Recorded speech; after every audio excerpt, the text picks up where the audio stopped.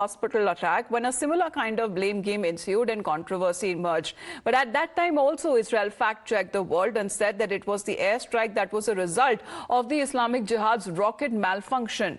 Israel has refuted the claims made by the Palestinian side, saying that Israel was behind the bomb explosion at the Al-Ahli Baptist Hospital in Gaza. The IDF also poked holes in the claims that was made by Hamas that several people had been killed in the explosion by comparing the pictures of the aftermath of the missile strike at the Al-Ahli Arbi Hospital. It became evident that the vicinity of the parking lot and surrounding areas were the closest to the explosion. Various evidence that also showed that it was not done by Israel and also suggested that the number of casualties from the explosion has inflated. Now, citing aerial footage analysis, the Israel army said nearby buildings suffered no structural damage or even cratering, which would have been seen in any case of aerial ammunition. That's been the case there, Pradeep, because if you can help us understand as to how close are these rocket launchers that have been placed and very strategically placed.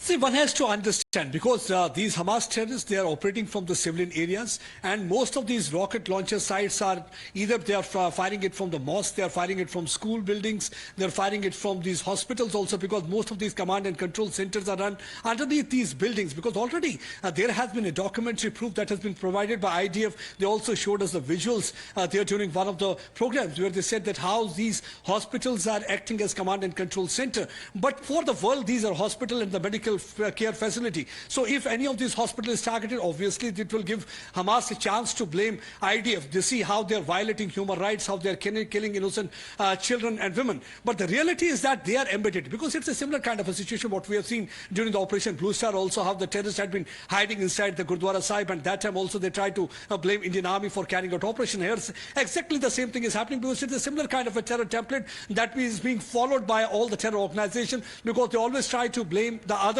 side for any of the attack on the civilian areas. But the real issue is that they are basically mingled there. Because see, this is a four-dimension war. One is through sea, one is through land, one is through aerial route, and the fourth dimension is that cyberspace, where exactly there is a war of narrative going on, and everybody is trying its narrative to be the dominant narrative. And so they want that narrative to be sold to the international community so that they can make you and cry. And somewhere, I think Hamas seems to be winning that war of narrative, because they had been able to project this victim, Israel, as an oppressor. And that's what they had been able to do for long, because we have seen many a time people coming out rallying for Hamas. They don't understand, because that way they are only encouraging these elements. That's one of the reasons that Prime Minister Benjamin Netanyahu has already made it clear that they will not go for ceasefire, because ceasefire means allowing these Hamas terrorists and other jihadi organizations to regroup and once again to target Israel. He has already given a message to Macron also, the French president, that that